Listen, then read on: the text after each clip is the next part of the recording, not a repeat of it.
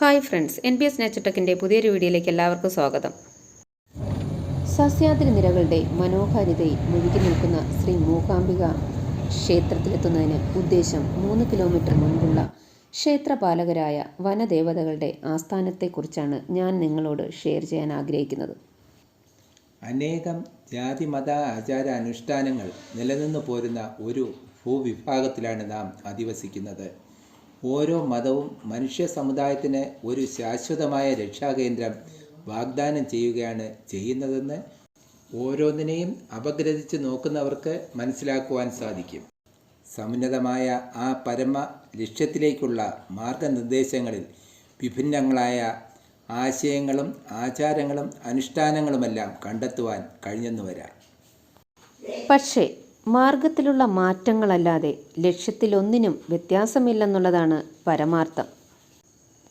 മാസ്തിക്കട്ട പ്രകൃതിയുടെ ദിവ്യഭാവത്തെ അംഗീകരിക്കുവാനും പ്രകൃതിദത്തമായ സമ്പത്തുകളെ ആദരപൂർവ്വം കാത്തുസൂക്ഷിക്കുവാനും പുരാതന പരിസ്ഥിതി സംരക്ഷകർ തലമുറകളെ ഉപദേശിച്ചു.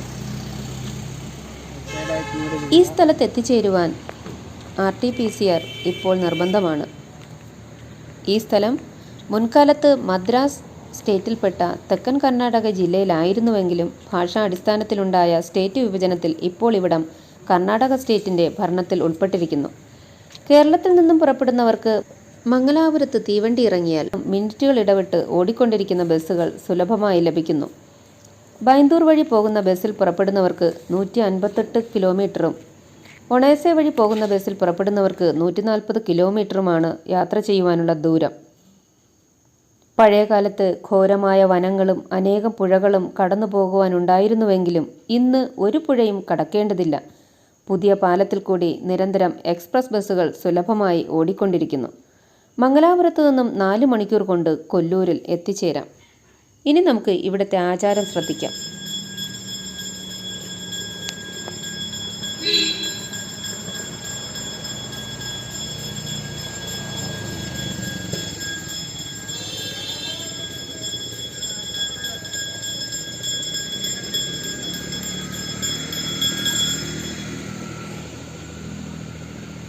ഭാരത സംസ്കാരത്തിൻ്റെ അഭിമാന സ്തംഭങ്ങളായി പ്രശോഭിക്കുന്ന പുരാതന പുണ്യക്ഷേത്രങ്ങളിൽ അതിപ്രധാനമായ ഒന്നാണ് ശ്രീ മൂകാംബിക ദേവീക്ഷേത്രം.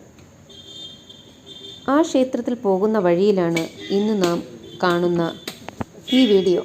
പടർന്നു പന്തലിച്ച് അതിരമണീയമായി പ്രശോഭിച്ചിരുന്ന തരുനിരകളുടെ ഇടയിൽ കൂടി കളകളം പെയ്തുകൊണ്ട് പുളഞ്ഞൊഴുകിപ്പോകുന്ന സൗപർണികയുടെ തീരത്താണ് ഈ പ്രദേശം. പണ്ടുകാലത്ത് പട്ടാപ്പകൽ പോലും ഈ പ്രദേശത്തു കൂടി മനുഷ്യർ സഞ്ചരിച്ചിരുന്നില്ല.